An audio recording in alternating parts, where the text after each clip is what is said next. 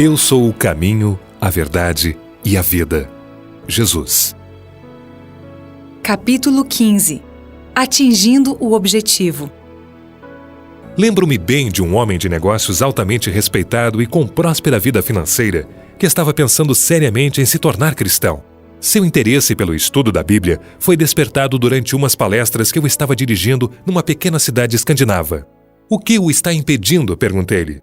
Ele não respondeu, simplesmente fixou o olhar no chão. Insisti. O que você realmente tem na vida para não ter certeza de que é um filho de Deus? Sua resposta veio em 3 palavras curtas. Não tenho nada. Fiquei profundamente impressionado com isso. Esse bem-sucedido homem de negócios falou a pura verdade. Sua honestidade fez com que percebesse os fatos reais da vida. Se bem que gozasse de boa saúde, respeito do povo e bens materiais, sentiu a necessidade de algo maior, algo mais importante.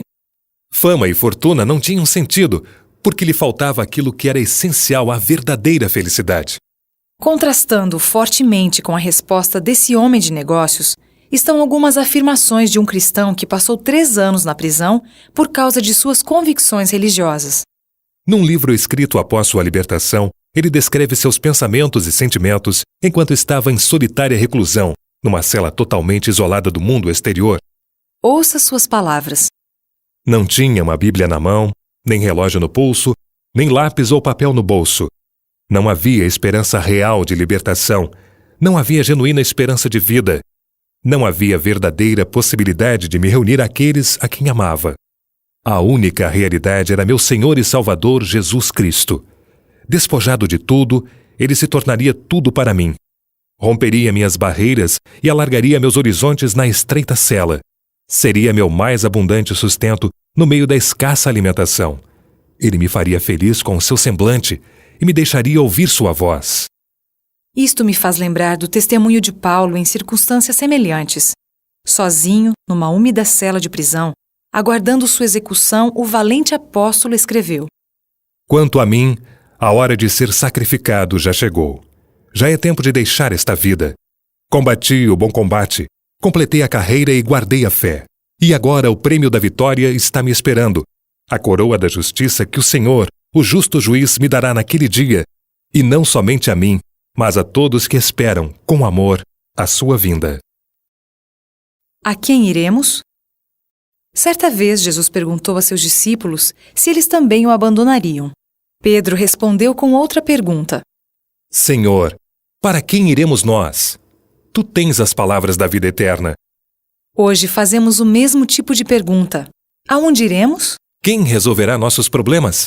Quem nos dará esperança para o futuro? Quem proverá orientação segura? Se perguntarmos a alguém para saber de onde viemos, a resposta pode ser: não sei. Quebrar a cabeça com problemas que não têm solução imediata faz com que a maioria das pessoas fique irrequieta e insatisfeita. A vida não é completa. Deixados à nossa sorte, sentimos um vazio que reclama ser preenchido. Por que existe o universo? Por que os seres humanos estão neste planeta? Por que estou aqui? Existe vida após a morte? O que me acontecerá? Meu destino na vida futura depende do tipo de vida que levo hoje? Consideramos a velha interrogação. Qual é o verdadeiro sentido da vida? Comemos, trabalhamos, dormimos. Passam dias, semanas e anos. Envelhecemos, adoecemos e enfraquecemos. E daí? Será que passamos por tudo isso apenas para ser largados como trapos velhos? Será que precisamos ser deixados de lado só para que outros tomem nosso lugar? Como será possível juntar as peças desse grande quebra-cabeças? Uma viva fé em Cristo supre as respostas para muitas das questões formuladas. Até onde nos convém saber, Cristo revelou a verdade acerca de Deus, da vida e da morte. O cristianismo nos conta de onde viemos, por que estamos aqui e para onde estamos indo. Em 1938, o filósofo chinês Dr. Lin Yutang escreveu um livro intitulado The Importance of Living, A Importância de Viver, que o tornou mundialmente famoso. Tratava do assunto da alegria de viver e foi impresso em muitas línguas. Lin Yutang fora um cristão, mas em seu livro ele conta por que disse adeus ao cristianismo. Um dos capítulos é intitulado Por que sou pagão? Mas depois de viver por alguns anos esse tipo de vida, ele mudou de ideia. Em 1959, escreveu outro livro, From Pagan to Christian, de pagão a cristão. Em suas páginas descreve sua jornada de volta à fé cristã e dá as razões pelas quais voltou. Esse filósofo asiático, mundialmente famoso, apresenta também uma descrição interessante das grandes religiões orientais nas quais se tornou tão versado, mas ele termina com esta comparação. Apaguem as velas, o sol saiu, disse um grande filósofo solitário quando o imperador Yao assumiu o trono. Tal é o produto natural da imaginação quando os homens veem uma luz incomparável. O mundo de Jesus é o mundo da luz do sol, comparado ao dos sábios e filósofos e homens cultos de qualquer país. Qual o Monte Jungfrau, situado nos Alpes, atinge mais de 4.158 metros, que se ergue acima das geleiras no mundo da neve e parece tocar o próprio céu, os ensinamentos de Jesus têm aquela qualidade do que é imediato, claro e simples, os quais envergonham todos os demais esforços da mente humana para conhecer a Deus ou indagar por Ele. O Dr. Lin Yutang deu também o seguinte testemunho pessoal. Por mais de 30 anos, minha única religião era o humanismo. A crença de que o homem, guiado pela razão, era autossuficiente, que o progresso no conhecimento por si só seria automaticamente responsável por um mundo melhor. Mas tendo testemunhado o avanço do materialismo do século XX e os feitos das nações que vivem sem Deus, estou agora convencido de que o humanismo não é suficiente. Que o homem, para sobreviver, precisa do contato com um poder fora e maior do que ele mesmo. E é por isso que voltei para o cristianismo. Não pergunto mais: existe uma religião satisfatória para o educado homem moderno? Minha busca terminou. Regressei ao lar. A eternidade no coração. Há milhares de anos, Davi expressou seus mais profundos anseios nestas palavras. Como o cervo brama pelas correntes das águas, assim suspira minha alma por ti, ó Deus. A minha alma tem sede de Deus, do Deus vivo. Para a maioria das pessoas, chega um tempo em que sentem essa intensa sede por algo que falta em sua experiência. Um vazio indefinido, um anseio espiritual insatisfeito, testificam do fato de que Deus colocou a eternidade em nosso coração.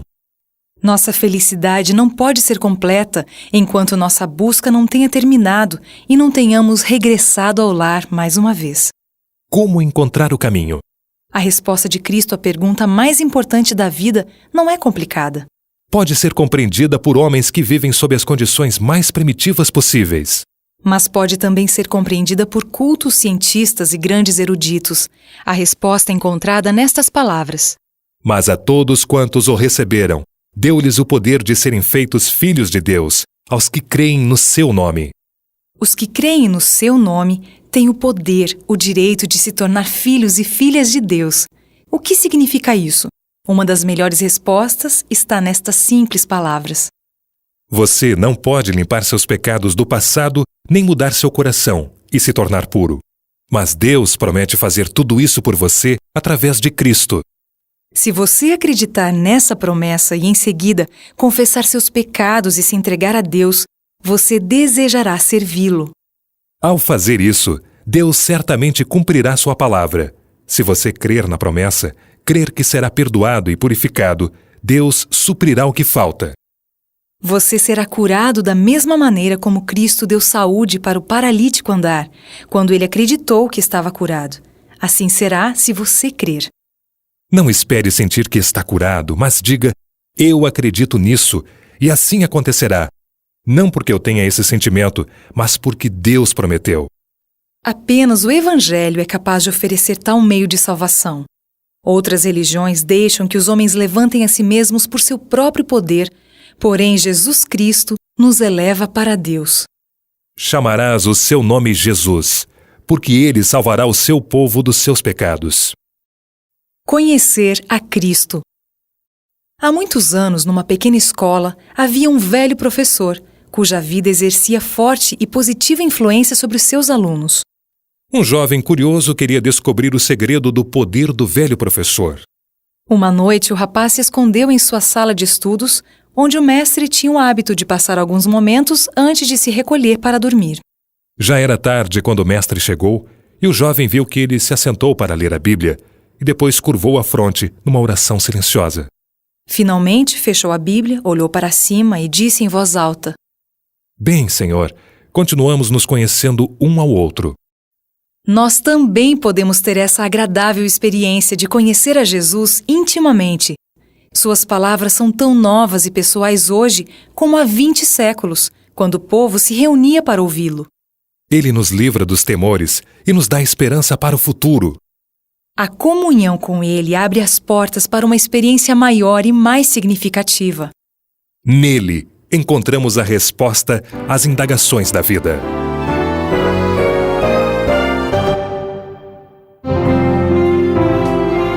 Você ouviu o audiolivro O Amanhã Começa Hoje. Sugestões para uma vida de sucesso, do autor Alf Lund.